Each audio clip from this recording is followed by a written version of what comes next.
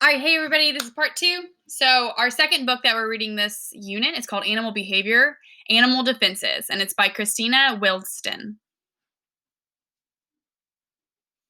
So, what can you infer about animal defense mechanisms from these pictures? So, this is actually a video.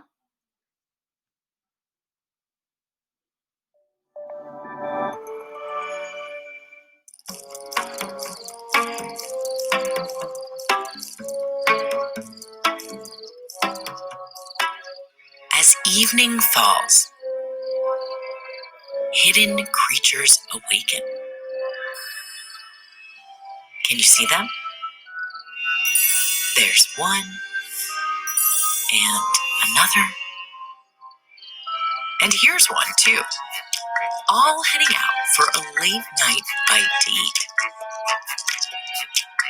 But they're not the only ones with an appetite.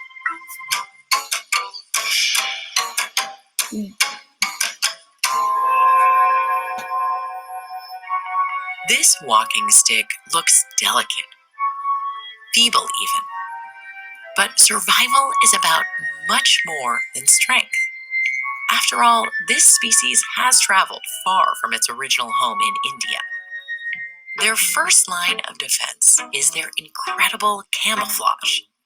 Bumpy, Think about how that might be wrinkled, helpful to them in surviving spots, and defending themselves. and spindly legs. Walking sticks are part of an order called Phasmatodea, from the Greek word for phantom.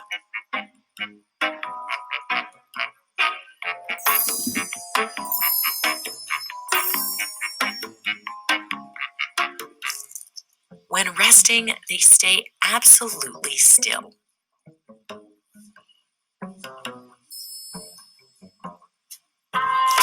When they get up and go, they sway like twigs in a gentle breeze.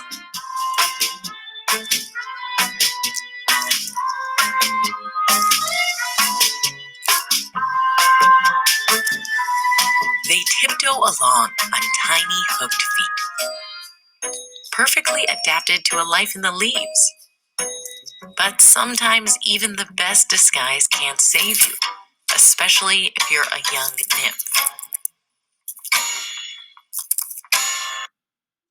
Ooh, dun dun dun.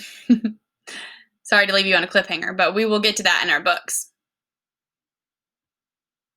All right, here's another animal. This is a possum. So, have you ever heard anyone say, oh, they're just playing possum? It's like you're playing dead. And so, you'll see quite literally how it looks like it is dead.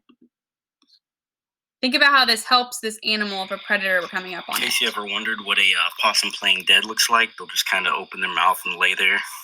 But as you can see, he's still alive. He's just pretending to be dead, playing possum, as they call it. But yeah, they won't really bite or anything. It's so cool. All right, and here's our last video. This is called a poison dart frog. So that name itself might help you to infer something about this animal. It might not be the safest thing to touch.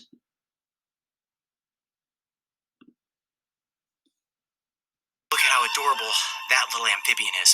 All right, I'm going to get him under better control so that we can keep him here for this scene. Come here, little guy. Gently hold on to his back legs. Yeah, that's awesome. That is a cool frog right there. I'm pretty safe right now. I'm sure you're all watching this thinking to yourselves, oh boy, Coyote, here you go again, handling another dangerous animal. Trust me, I'm in no danger as long as I don't lick or eat this little tiny frog. This has to be the most brightly colored frog This guy's I think crazy. I've ever come across. Being from Ohio, I'm used to catching green frogs and bullfrogs. They're brown and green. And you look at this environment, a rainforest, and you think to yourself, how does this frog possibly camouflage itself? Well, it doesn't. It's actually doing exactly the opposite. This bright coloration is called aposematic coloration. It's actually a defense against predators because it warns them, if you eat me, I'm extremely toxic. Now, this specific species, the granulated poison frog, is not quite as toxic as some others. There are some species in South America that are so potent you could die within a matter of hours. Now, That's crazy. All right, so before going to those next videos, I want you guys to stop for a second and just think about how these animals use their defense mechanisms to survive.